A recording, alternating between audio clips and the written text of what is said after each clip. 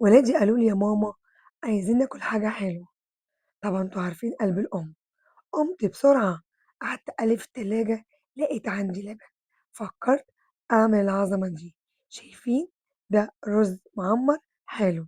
بجد طلع حلو خالص. حلو أوي، بصوا لسه سخن. صدقوني ريحته مالية البيت. وكفاية أوي أوي إن هو عجب ولادي. عملت الطاجن الكبير ده كفانا وكمان زي. تعالوا أقول لكم أنا عملته إزاي. حاجة حلوة وبسيطة وفي البيت. لما أقول لكم عملته إزاي بكل تأكيد. أول حاجة لازم نكون متفقين مقدار الرز قد ضعفه يكون سوي. أنا هنا عملت نص كيلو رز. المعيار ده نص كيلو. أنا نقعته وغسلته وكان ده شكله بعد ما غسلته أهو. تعالوا مع بعض نشوف هنعمل إيه. يلا خطوة بخطوة. هنجيب الطاجن بتاعنا. أنا جبت بقى طاجن غويط، إن أنا عارفة الرز بيزيد حجمه. خلي بالكم إذا الرز بيزيد مع التسوية. جبت الطاجن مكانش بقى فيه ولا سمنة ولا زيت ولا أي حاجة. نزلت فيه بكمية الرز بتاعتي وعليها حوالي نص كوباية سمنة بلدي. الله، حلوة أوي الرز المعمر مع السمنة البلدي. لو ما عندكيش حطي زبدة، ما عندكيش حطي أي حاجة انت عايزاها. برضو طعم في الفخار هيكون جامد جموت. وهبدأ كده أقلب الرز مع السمنة البلدي بالشكل ده. وأكون غالية اللبن بتاعنا. هنا أنا هاحط مقدار الرز قده مرتين سوايل. هنا هاحط نفس المعيار لبن سخن جدًا. وكمان المعيار التاني أنا هاحط مَيّة برضه سخنة جدًا. طب ليه ما حطيناش المعيارين لبن؟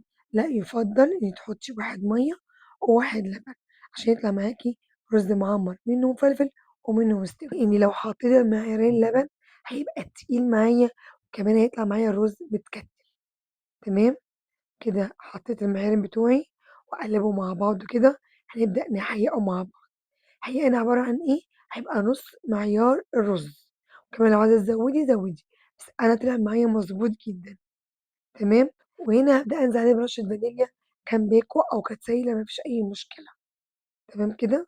هابدأ بقى إن أنا أقلّبه كده معاكم. وعايزة أقول لكم على حاجة، أنتم ممكن تعملوا طاجن صغنّن خالص عبارة عن إيه، كوباية رز، 2 سوايل، ربع سمنة، ربع سكر، ورشة فانيليا. هيبقى طاجن صغير وجميل. جربوا فيه الأول. كده بعد ما قلبته هابدأ أحط على الوش قشطة. القشطة دي قشطة بلدي مطلعاها من اللبن بتاعي. باجيب كمية أغليها وباشيل الوش كده في التلاجة بينفعني. كده على الوش. ما عندكيش قشطة ما فيش أي مشكلة. دخلي الطاجن على كده. ولما يبدأ يزيد معايا الرز بتاعنا ويشرب نص السوايل أدي رشة سكر من على الوش. تمام. هتيجي نفس النتيجة. هدخل الطاجن على فرن عالية في رف الوسطاني. لما يستوي معايا أجي أوريهولك. بعد ما خد معايا بالضبط 20 دقيقة آدي شكل الطاجن بتاعنا. بجد بأمانة، بأمانة حلو جدًا، جدًا. عملنا حاجة حلوة وحلوة أوي كمان على فكرة في برد الشتا. خطير. بُصّوا شكله، الرز جامد لسه سخن. شايفين؟ ريحته جامدة جدًا بأمانة. وطلع سكره مضبوط جدًا. شايفين؟ أنتِ ممكن كمان لو جه لِك ضيوف كمان تعمليه في طاجن كبير، حطيه في طواجن صغيرة، تقدّمي كل واحد بالطاجن بتاعه. حلو أوي، أوي. بجد ولادي حبوه وطلبوه تاني. حلو، جميل وخفيف وما بياخدش وقت. ويالّا بقى قوموا اعملوه على طريقتي. وأنا واثقة إن هيعجبكم. وقولوا لي في الكومنتات إيه رأيكم فيه وعملتوه إزاي. وبألف هنا. مع تحياتي ميري أنور. وعليكم سلام.